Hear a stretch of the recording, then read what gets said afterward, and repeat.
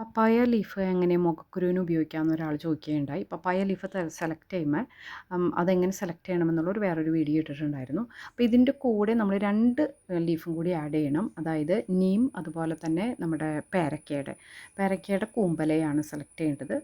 അപ്പോൾ ഇതെല്ലാം നമുക്ക് ഉണക്കി ഡയറക്റ്റ് സൺലൈറ്റിലല്ലാതെ ഉണക്കി പൊടിച്ചും എടുത്ത് വയ്ക്കാം.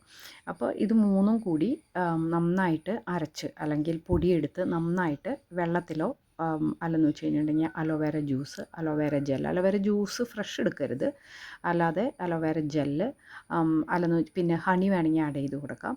അത് ഓരോരുത്തരുടെ സ്കിന്നിനനുസരിച്ച് നന്നായിട്ട് മിക്സ് ചെയ്തിട്ട് ഇത് മുഖത്ത് 5-10 മിനിറ്റോ ഭയങ്കരമായിട്ട് ഡ്രൈ ആവരുത്. അതിന് മുൻപ് നമ്മളൊരു തണുത്ത വെള്ളത്തിൽ അല്ലെങ്കിൽ ചെറിയൊരു വാം വാട്ടറിൽ ഇത് വാഷ് ചെയ്ത് കളയാം. ഇത് പപ്പായ ലീഫ് നമ്മൾ 1 ടീസ്പൂൺ എടുക്കുകയാണെങ്കിൽ മറ്റേതൊക്കെ 2 ടീസ്പൂൺ എടുക്കണം. ഇനി എന്തുകൊണ്ട് ഇത് 3ഉം എന്നുള്ളതും കൂടി പറയാം. പാപ്പിൻ എന്ന് പറയുന്ന ഒരു എൻസൈം ഈ പപ്പായ ലീഫിലുണ്ട്. അതാണ് ഈ എക്സ്ഫോളിയേഷനെ സഹായിക്കുന്നത്.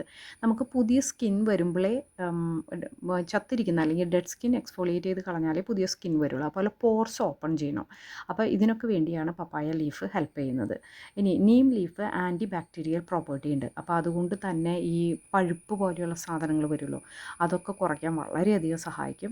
പിന്നെ നമ്മുടെ പേരക്കയുടെ ലീഫിൽ നമുക്ക് അതിൽ ആസ്ട്രിജൻ അതൊരു നാച്ചുറിൽ നിന്ന് കിട്ടുന്ന ഒരു സാധനമാണ്. ഭയങ്കര ഒരു കയ്പ്പ് പോലെ ഒരു ചവർപ്പ് പോലത്തെ ഒരു സാധനം ഉണ്ടല്ലോ, അതെന്ന് പറയുന്നത് സ്വെല്ലിങ് കുറയ്ക്കാനും അതുപോലെ തന്നെ മുഖക്കുരു അതിൻ്റെ പാടുകൾ മാറ്റാനും ഒക്കെ ഹെൽപ്പ് ചെയ്യും. ഇനി ഇത് എത്ര പ്രാവശ്യം അപ്ലൈ ചെയ്യണം? ആഴ്ചയിൽ 1 പ്രാവശ്യം ഇത് അപ്ലൈ ചെയ്താൽ മതി. കൂടുതൽ അപ്ലൈ ചെയ്യരുത്. അതുപോലെ തന്നെ നിങ്ങൾ എപ്പോഴും ടെസ്റ്റ് നടത്തണം. ഇതിലൊക്കെ ഓരോ ഡിഫറെൻറ്റ് പ്രോപ്പർട്ടീസ് നാച്ചുറലാണെന്നും പറഞ്ഞിട്ട് നമ്മൾ ഡയറക്റ്റും ഫേസിൽ കൊണ്ട് അപ്ലൈ ചെയ്യരുത്. ഫേസ് ഭയങ്കര സെൻസിറ്റീവാണ് സ്കിന്ന്. അതുകൊണ്ട് തന്നെ പാച്ച് ടെസ്റ്റ് നടത്തുക. ചിലർക്ക് ഈ പറയുന്ന എൻസൈംസും ഈ ആസ്ട്രജൻ പ്രോപ്പർട്ടിയുള്ള സാധനങ്ങളൊന്നും ചിലർക്ക് സ്കിന്നിന് ചേർന്നൊരു വലിയ അലർജി ഉണ്ടാകാനുള്ള സാധ്യതകളുണ്ട്. അപ്പോൾ അതുകൊണ്ട് എപ്പോഴും ടെസ്റ്റ് നടത്തുക. പാച്ച് ടെസ്റ്റ് നടത്തിയതിന് ശേഷം മാത്രമേ അപ്ലൈ ചെയ്യാനായിട്ട് പാടുള്ളൂ. ഏതൊരു ഹെർബ്സും നമ്മൾ ഹെയറിലായാലും ഫേസിലായാലും എവിടെ ഇട്ടാലും ഡ്രൈനെസ് കൊണ്ടുവരുന്നു 100% ഉറപ്പ്. അതുകൊണ്ട് തന്നെ മോയ്സ്ചറൈസ് ചെയ്യാൻ മറക്കരുത്. നന്നായിട്ട് സ്കിന്ന് മോയ്സ്ചറൈസ് ചെയ്ത് നിർത്തുക.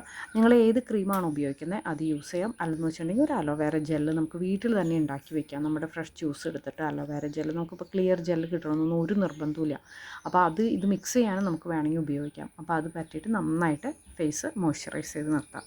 ഇനി ഡിഫറെൻറ്റ് പാക്കുകളായിട്ട് നമുക്കിത് ഉപയോഗിക്കാം. ഇതിലേക്ക് നമുക്ക് ഒരു സമയം നമുക്ക് കടലമാവ് ആഡ് ചെയ്ത് കൊടുക്കാം, അരിപ്പൊടി ആഡ് ചെയ്ത് കൊടുക്കാം, ഹണി ആഡ് ചെയ്ത് കൊടുക്കാം.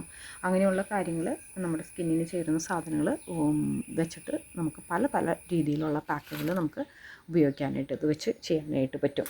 അപ്പോൾ ഇലകൾ എപ്പോഴും ഉണക്കിയെടുക്കുമ്പോൾ ഡയറക്റ്റ് അല്ലാത്ത സൺലൈറ്റിൽ ഉണക്കിയെടുക്കുക. എന്നിട്ട് പൊടിച്ചെടുത്ത് വെച്ചാൽ മതി. എന്നിട്ട് ആവശ്യത്തിന് നമുക്ക് ഇത് ഉപയോഗിക്കാവുന്നതേ ഉള്ളൂ. ഫ്രഷ് ആണെങ്കിൽ അത്രയും നല്ലത്.